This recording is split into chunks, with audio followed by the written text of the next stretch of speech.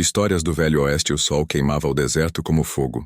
Um abutre circulava baixo sobre uma carroça quebrada que se inclinava meio afundada na poeira. Dentro da carroça, uma jovem mulher estava retorcida em cordas. Seus lábios rachados, sua pele da cor de papel, moscas rastejavam ao longo de seus pulsos onde a corda os havia esfregado até ficarem em carne viva. Sua respiração era fraca, seca, quase se foi. Um cantil meio vazio estava perto de seus pés, talvez deixado cair por aqueles que a amarraram ali. Aquela pequena misericórdia era a única coisa que a manteve viva por tanto tempo. Os cascos do cavalo ecoaram da crista. Elias estava voltando da cidade, seguindo a velha trilha onde as carroças às vezes passavam. A carroça parecia abandonada, uma roda rachada, a pintura queimada pelo sol. Ele estava prestes a seguir em frente quando ouviu um som tão fraco que mal se elevava acima do vento. Um gemido. Ele desceu e caminhou mais perto, mão no cabo de seu revólver. O cheiro o atingiu primeiro. Suor, sangue e corda. Então ele a viu. Uma garota talvez de 25 anos, amarrada nos pulsos e tornozelos, vestido rasgado e rígido de sujeira. Por um segundo ele pensou que ela estava morta. Então seus olhos se abriram, nublados e assustados, e sua voz saiu como um sussurro quebrado. Eu te imploro, dói tanto. Elias congelou. As palavras eram fracas, mas o atingiram como uma bala. Ele cortou a corda com sua faca e a pegou antes que ela caísse. Seu corpo estava queimando de febre. Ela tentou falar novamente, mas apenas ar saiu. Ele a levantou em seus braços, sentindo quão leve ela estava. Quão errado era para alguém pesar tão pouco. Em sua bolsa de sela, ele encontrou um cantil. Ele tocou a água em seus lábios devagar, com cuidado. Ela tossiu, depois engoliu. Um tremor percorreu suas mãos, metade dor, metade fome. Há quanto tempo você está aqui? Ele perguntou baixinho. Sua boca se moveu, mas nenhuma palavra saiu. Ele a deitou na sombra ao lado da carroça. Seus pulsos estavam com bolhas, os cortes da corda profundos, alguns sangrando novamente à medida que a pressão diminuía. Ele os limpou com água. Rasgou sua própria manga para envolvê-los bem apertado. Uma pequena cruz de prata pendurava em seu pescoço, brilhando ao sol, pegajosa com sangue seco. Ela se agarrava a ela como se fosse a última coisa mantendo-a viva. O vento aumentou, empurrando areia pela planície aberta. Elias olhou ao redor. Sem trilha, sem rastros, sem equipe de carroça. Quem a deixaria aqui para morrer? E por quê? Ele olhou de volta para o rosto dela. Seus olhos haviam se fechado novamente. Mas lágrimas escorriam pela poeira em suas bochechas. Ele sabia que não podia deixá-la. Ele a levantou mais uma vez e a colocou em sua cela. O cavalo bufando como se também pudesse cheirar o que havia sido feito.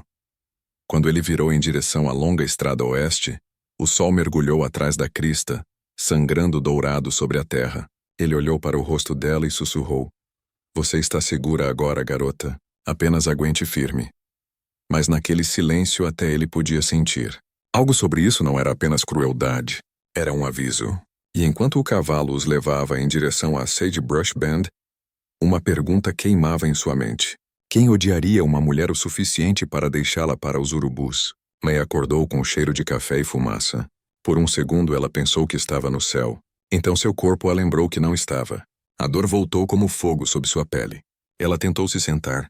Seus braços doíam. As bandagens estavam limpas, apertadas, não feitas por ela. Uma voz baixa falou do outro lado do pequeno quarto. Calma agora. Você ficou fora por um dia inteiro. Elias estava sentado perto do fogão mexendo feijões em uma panela de lata. Sua camisa estava fora de um ombro. Um curativo fresco em seu antebraço de onde a corda também o havia queimado. May piscou, insegura se ele era real. Onde estou? Ela sussurrou. Sagebrush Bend, minha casa. Ele entregou-lhe uma xícara de água. Beba devagar. Você estava quase morta quando te encontrei. Pelos próximos 2 dias, May flutuou entre sono e vigília. Às vezes ela acordava apenas o suficiente para tomar um gole de caldo que Elias fazia de feijões e ervas. Ele trocava suas bandagens 2 vezes ao dia, falava pouco, mas nunca a deixava sozinha por muito tempo. A febre quebrou na 3ª manhã. Quando ela finalmente abriu os olhos de verdade, o mundo tinha cor novamente. Ela bebeu, e o primeiro gole atingiu seu estômago como uma faísca de vida. Lágrimas brotaram antes que ela pudesse detê-las. Obrigada, ela disse, sua voz tremendo. Ele acenou com a cabeça, quieto. Você quer me contar quem fez isso com você? Ela olhou fixamente para a xícara, seus dedos tremendo. Foi meu patrão, ela disse suavemente. Eu trabalhava para os Hale perto do rio. Seus olhos ficaram distantes, sua voz menor. Ele veio ao celeiro na última noite. Tentou colocar as mãos em mim. Eu o acertei com um balde. Sua esposa nos viu. Pensou que eu estava tentando levá-lo. Lorna sempre me odiou. E ela pensou que eu estava atrás do marido dela muito antes daquela noite.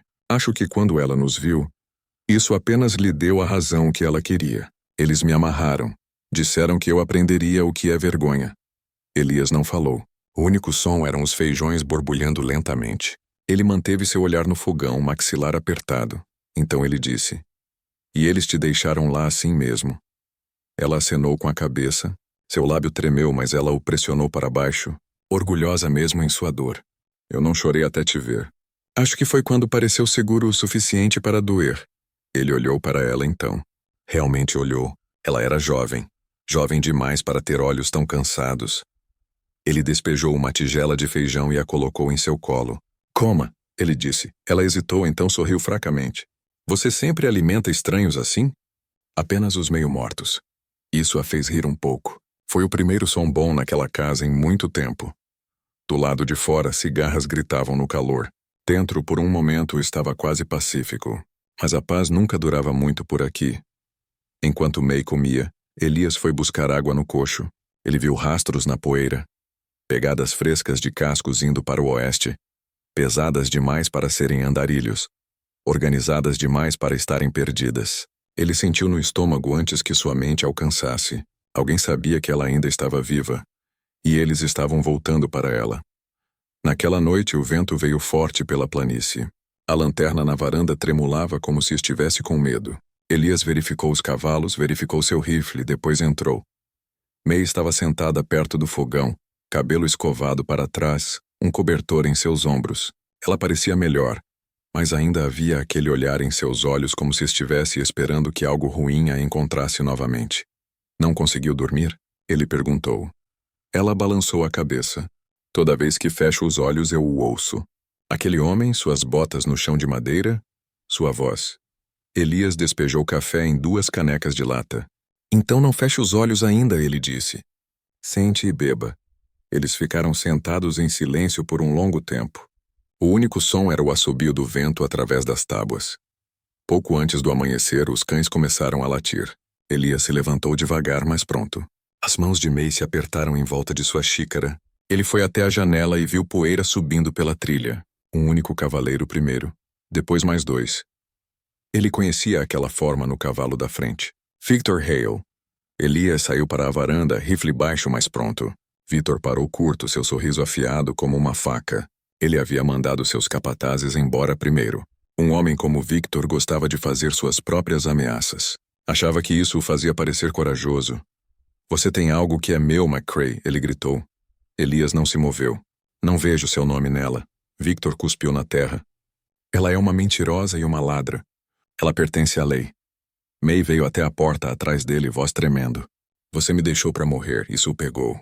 O rosto de Victor se contorceu.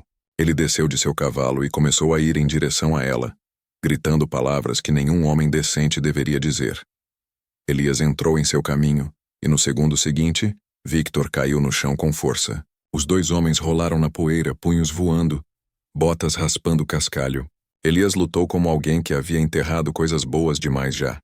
Quando ele finalmente imobilizou Victor, sangue estava espalhado pelos rostos de ambos. "Vá para casa", Elias disse, respirando pesado. "Da próxima vez que vier aqui, traga a verdade." Victor cambaleou para seus pés, cuspindo vermelho. "Isso não acabou", ele sibilou. Então ele montou em seu cavalo e cavalgou, poeira engolindo-o inteiro. May ficou congelada na porta. Elias virou, seu peito subindo e descendo. "Você está bem?" ele perguntou. Ela acenou com a cabeça, olhos vítreos. "Eu pensei que ele fosse me matar de novo. Acho que eu estava errada." Ele deu um pequeno sorriso. "Acho que estava." O sol surgiu sobre a crista, luz derramando pelo vale. Mas mesmo naquela luz, Elias sentiu algo mais escuro chegando. Um homem como Victor nunca desistia enquanto seu orgulho ainda respirava. Ele despejou outra xícara de café para May, mãos ainda tremendo. "Coma algo", ele disse. Você vai precisar de sua força. Da próxima vez ele não virá sozinho. E ele estava certo. Quando o próximo pôr do sol caiu sobre Sagebrush Bend, a lei estava cavalgando com ele. Então, antes de enfrentarmos essa tempestade juntos, vá em frente e clique no botão de inscrição se você quiser ver o que acontece quando a justiça encontra o Velho Oeste. Agora sirva-se uma xícara de chá, recline-se e me diga isso. Que horas são onde você está? E de onde no mundo você está ouvindo? Na noite seguinte, o céu sobre Sagebrush Bend parecia machucado. Nuvens escuras pressionavam baixo. O tipo que faz um homem sentir que algo ruim está a caminho. Elias sentou na varanda afiando sua faca enquanto May alimentava as galinhas perto do cercado. Ambos estavam quietos. Eles não precisavam de palavras para sentir o que estava chegando. Por 2 dias após a luta, o rancho ficou quieto, mas Elias notou cavaleiros na crista distante mais de uma vez. Victor estava contando sua história na cidade, dizendo que May havia roubado dele e tentado fugir. Quando a palavra chegou ao xerife, a história já havia ganhado dentes. Então eles ouviram o som. Cascos. Não um cavalo desta vez. Vários. Elias se levantou limpando as mãos em suas calças jeans. Uma trilha de poeira serpenteava pela crista como uma cobra. Na frente cavalgava Victor Hale, e ao lado dele, usando a estrela do condado de Rio Arriba, estava o xerife Alonso Ortega. May congelou onde estava. Elias disse-lhe para ficar dentro. Ele desceu da varanda quando os cavaleiros pararam. O xerife era um homem largo, cabelo grisalho amarrado para trás, olhos que pareciam ter visto demais e ainda não se importavam em ver mais. Elias McCrae, ele disse. Ouvi dizer que você está mantendo uma mulher que não pertence a você. Elias manteve sua voz calma. Ela pertence a si mesma, xerife. Você quer perguntar a ela? Ela está ali dentro. Victor bufou. Ela é uma mentirosa. Ela roubou de minha esposa, fugiu com dinheiro do rancho, e este homem a ajudou a se esconder. O xerife Ortega virou seu olhar para May, que havia entrado na porta. Ela parecia pequena, mas firme, suas mãos ainda machucadas, mas não mais tremendo. Eu não roubei nada, ela disse. Eu fui amarrada e deixada para morrer. Pergunte a ele de onde vieram as queimaduras de corda. Victor riu feio e forçado. Ela é louca. Você pode ver isso. O xerife estudou ambos, silencioso por um longo tempo. Então ele fez sinal para seu delegado verificar a carroça estacionada atrás do celeiro. Dentro eles encontraram um pano rasgado com a marca Hale, costurada em fio dourado. A velha carroça ainda estava meio enterrada perto do riacho seco. Ninguém havia tocado nela desde que a tempestade passou. A poeira havia coberto a maior parte. Mas algumas coisas nunca se lavam facilmente. E ao lado dela, um pequeno quadrado de tecido com sangue e fibras de corda ainda presos na trama. Os olhos de May se encheram quando ela o viu. É meu, ela sussurrou. Ele usou para me amordaçar. Elias não disse uma palavra. Ele não precisava. Os olhos do xerife amoleceram apenas um pouco e ele se virou para Victor. Você tem um jeito estranho de cuidar de seus empregados, Hale. O rosto de Victor ficou vermelho. Ela está mentindo. Você não pode provar nada. A mão do xerife repousou em sua pistola, não para sacá-la, apenas para lembrar a todos que ele podia. Talvez não hoje, mas estarei observando você, Hale, a cada passo. Victor cuspiu, montou seu cavalo e puxou as rédeas com força. Ele não olhou para trás, mas o olhar em seus olhos prometia que o problema ainda não havia terminado. O xerife tirou o chapéu para May. Você fique quieta por enquanto.